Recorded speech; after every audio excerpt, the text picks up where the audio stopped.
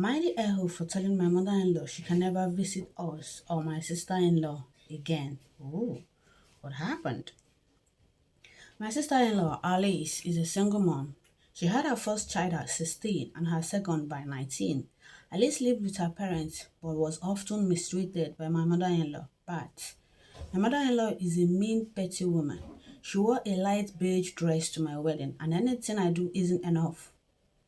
My grandmother died and I inherited a double condo townhouse. My husband and I moved into one, and the tenant next to us moved out about 6 months ago. Alice was having a hard time, so I told my hubby if she could keep it nice, she could move in. Alice is working part time. I'm going to orthodontics assistant school. She's not a trouble person that my mother in law makes her out to be. In 6 months, she hasn't been a problem, and the boys are now 7 and 4, so not bad boys, just boys. They remind me of my cousins. My mother in law was visiting Alice, and the 7-year-old was outside playing and knocked over a planter on my side. Not a big deal. My mother in law screamed at him and called him a little N word because he's a missed child. I was so angry at her. I told my mother in law to leave the property and not come back to visit ever. My sister in law was shocked but cried, saying her mom often spoke to the 7-year-old like that. I told my hubby, and he thinks we overreacted to his mom. And his mom just isn't used to children playing rough because they weren't allowed to.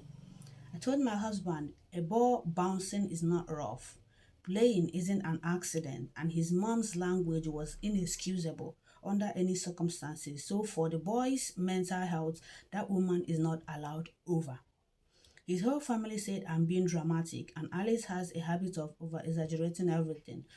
But I heard for myself what his mom said, and in 6 months of Alice living in the next condo to us, she has never given me the reason not to trust her or think she's an unfit mother or a bad person.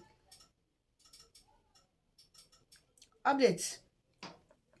My mother-in-law is still insisting she didn't say that and I misheard her. My husband and I are still arguing over it because he thinks because his mom said it in anger because the child broke something expensive.